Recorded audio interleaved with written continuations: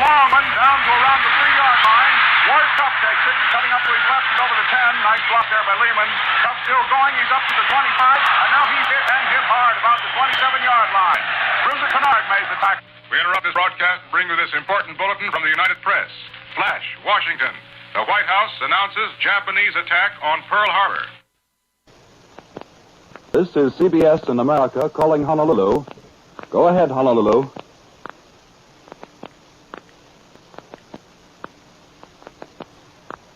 This is CBS in America calling Honolulu. Go ahead, Honolulu.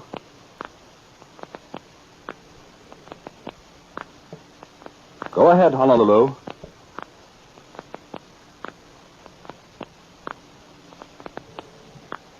We should like to now try to call in Manila, the capital of the Philippine Commonwealth. Go ahead, Manila.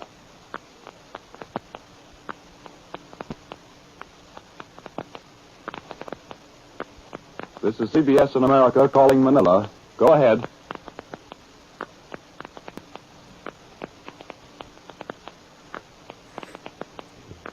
We regret that we are unable to contact either Honolulu or Manila. We return you now to William L. Shirer in New York.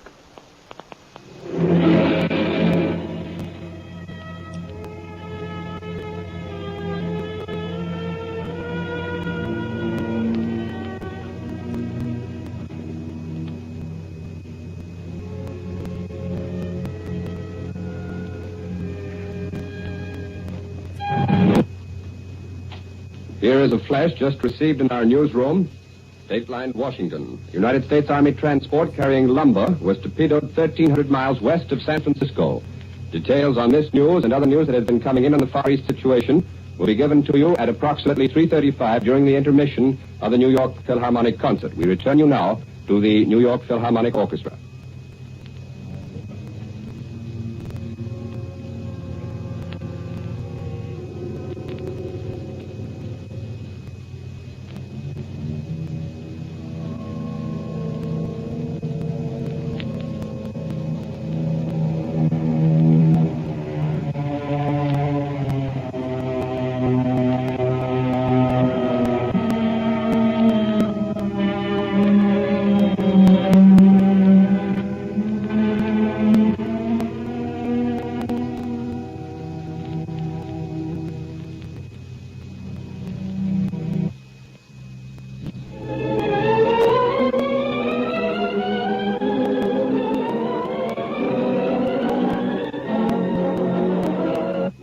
This program to bring you a special news bulletin. The Japanese have attacked Pearl Harbor, Hawaii, by air, President Roosevelt has just announced.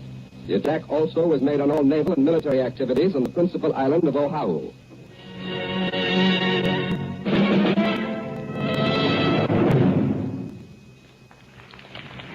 The Symphony No. 1 in F minor by the modern Russian composer Shostakovich performed as the opening work on this afternoon's Philharmonic program, Artur Rudziński conducting. Japan has attacked Pearl Harbor, Hawaii, and Manila, the Philippine Islands, from the air. The attack is developing. Today, Deems Taylor's usual commentary will be replaced by a further report on the Far Eastern situation. We pause now for 15 seconds. This is the Columbia Broadcasting System. This is WCCO, studios in Minneapolis and St. Paul. The Twin City temperature 37 degrees.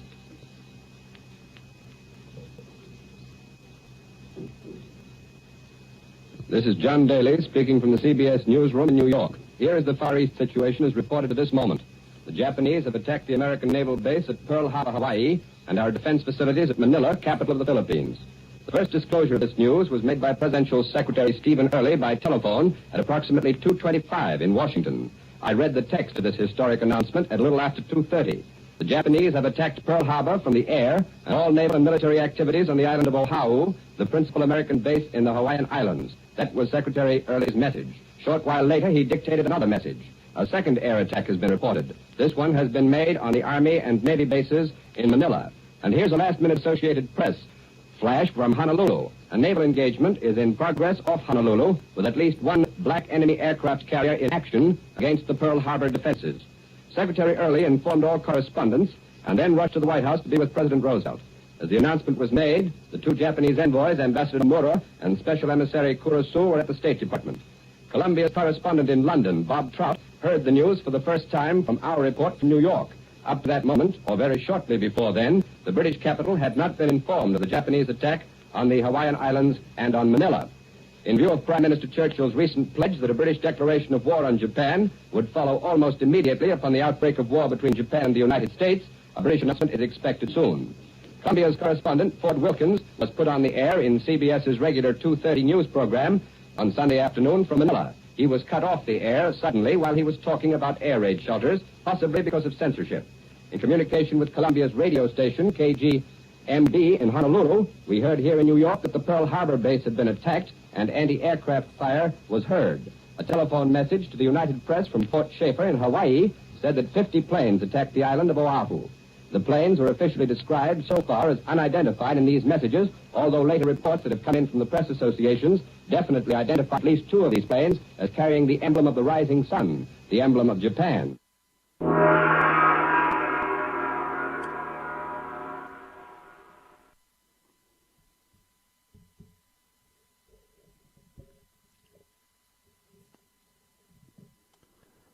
Japan has attacked Pearl Harbor, Hawaii, and Manila, the Philippine Islands, from the air. The attack developing. Today, Deems Taylor's usual commentary will be replaced by a further report on the Far Eastern situation. We pause now for 15 seconds. This is the Columbia Broadcasting System. This is WCCO, studios in Minneapolis and St. Paul. The Twin City temperature 37 degrees.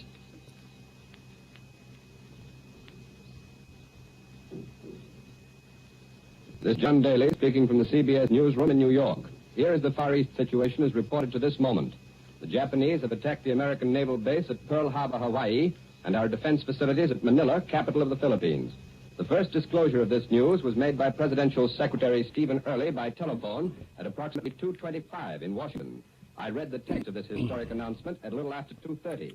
The Japanese have attacked Pearl Harbor from the At air. dusk, just after Glenn was killed, his radio man, Marv Mershon, reached his final resting place. The cemetery was a small rise from the main road. Lieutenant Morishita paused at the side of the road with his prisoner. The men with shovels proceeded up to the cemetery. After a few minutes, Morishita then led Marv up the small hill. He gave Marv a cigarette as they stood beside the new hole.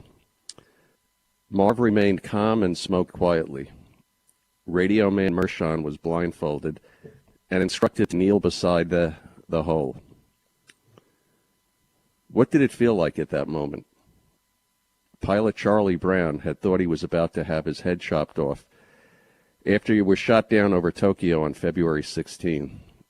He was blindfolded and made to kneel and extend his neck. Quote, "I thought, here it comes," Charlie said. But there was no fear or panic when I thought my head was going to be chopped off. Actually, it was the reverse. A calm went through me. Maybe it was blood rushing out of my head like I was about to faint. My life didn't flash in front of me. There was just calmness. All I remember thinking was, I hope my parents don't find out how I died. Marv, clad in his long underwear, knelt in the freshly dug earth. Lieutenant Morishita aimed his sword and raised it up. Then he told us to move back because the blood might splatter us. Lieutenant Morishita aimed his sword 2 or 3 times at his neck. Recalled one of his aides.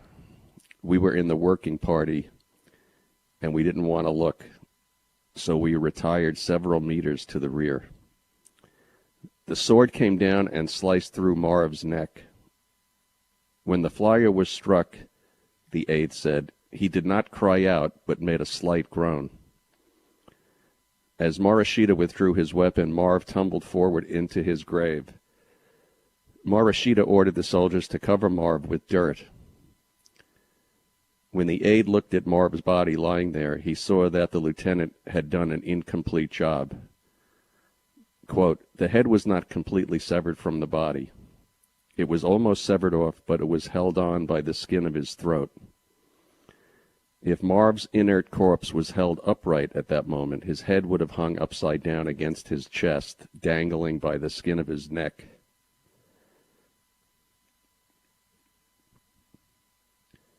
As the sun dipped below the horizon, Los Angelino, Marv Mershon, was buried in his long johns. Marv had lived exactly 19 years, 6 months, and 2 days. It had been almost 20 months since he had enlisted, at his brother Hoyt's suggestion, to get his life together. America's first wake-up call, December 7, 1941. Let's take a quick break and we'll get back to what became of Marv Mershon's body. Back in a sec.